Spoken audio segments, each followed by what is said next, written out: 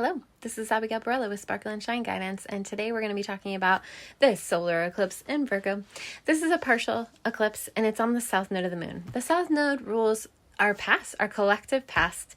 It really highlights different themes and things coming back into focus, specifically related to our health and well-being, but also related to information, possibly misinformation, those kinds of things, specifically because Mercury is the ruler of Virgo. There can be a lot of processing happening at this time. This is why it's such a great time to do a cleanse or just like really open up the detox pathways, because there's a lot already happening and already being processed. And so it's important to minimize distractions, minimize the amount of things that your body has to digest, or your mental space has to digest. So definitely that's a great time to also detox from screens and different things like that. Like really just setting the pace for simplicity and rest this weekend is really going to be helpful to you in the long run. Virgo are day-to-day rituals and routines. And so it's really important to attune to those. This will be our second new moon in Virgo. We already had one. And of course, this is a solar eclipse. So it becomes even more important to sow seeds for the next 6 months around your health, your well-being, your day-to-day rituals and routines. Of course, looking at where Virgo, especially the end degrees of Virgo, is in your house system, because that will give you information of where to set intention, where to set some goals, where to be organized, and make a plan. Virgo is a feminine sign. It is the mutable earth. It is ruled by Mercury. And so it's really important to tune into more of your feminine and grounding, getting outside, getting your feet on the earth during this time, tuning into what your body needs, tuning into what your mental space needs, really trying to minimize outside information and outside influence, even from friends and family. This new moon also is connected to Juno. Juno is the goddess of a partnership and commitment, and what you're committing to. This might be a time where you relook at those commitments.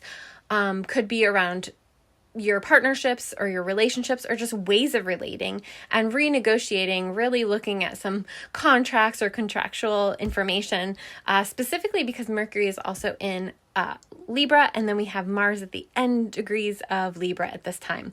So those themes are always up as we move into Libra season, which starts the day after this solar eclipse, and we have the fall equinox, which is a really important. We think about eclipses setting the pace for the next 6 months. They're huge flushes of energy, and they really set the pace for the next 6 months. Then we think about the significance of this being at the equinox, which the equinox sets the pace for the next 3 months. So it's a really important time to pay attention, get really tuned in, really insular, and look at what you need, look at what you want, look at what you desire. Pay less attention to what other people need from you right now, just for the weekend. Can you just take the weekend to yourself? It's going to serve you very well to be able to do this and to tune to what your body and your spirit needs at this time. So the other thing that's happening at the solar eclipse is that we have Saturn opposing the solar eclipse. So not only is this setting the pace for the next 6 months, but we also have Saturn retrograde in Pisces. I highly recommend watching my Saturn in Pisces video.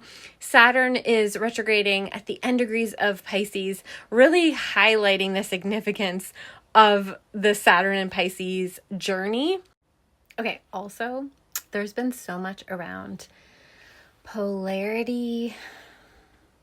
And then we have Saturn and Neptune conjunct each other in the first few months of 2026.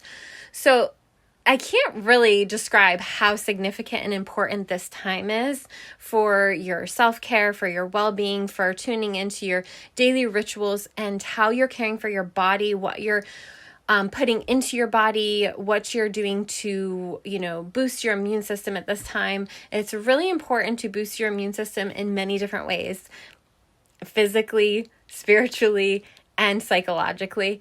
It's very, very important to tune into that at this time. when we have that Neptune and Saturn conjunction in early 2026, it is no joke. It is a collective agreement that we come into, and it's up to you what you're tuning into, what frequency you're tuning into at this time, to be able to set that at a higher bar. Like, let's set humanity's bar a little bit higher.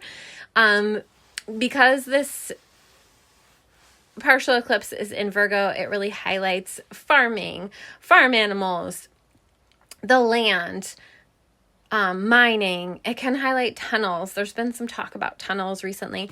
It can highlight anything connected to like health and well-being of society, of, you know, different communities, and really paying attention to your own body at this time.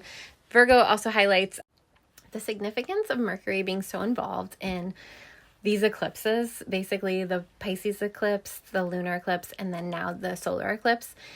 Mercury is the one archetype that sees beyond duality and polarity. There's so much talk right now that is in like focused on polarity, is focused on, it's like a very divisive right way and a wrong way. I mean, even down to like diet and nutrition, like don't do this, do this.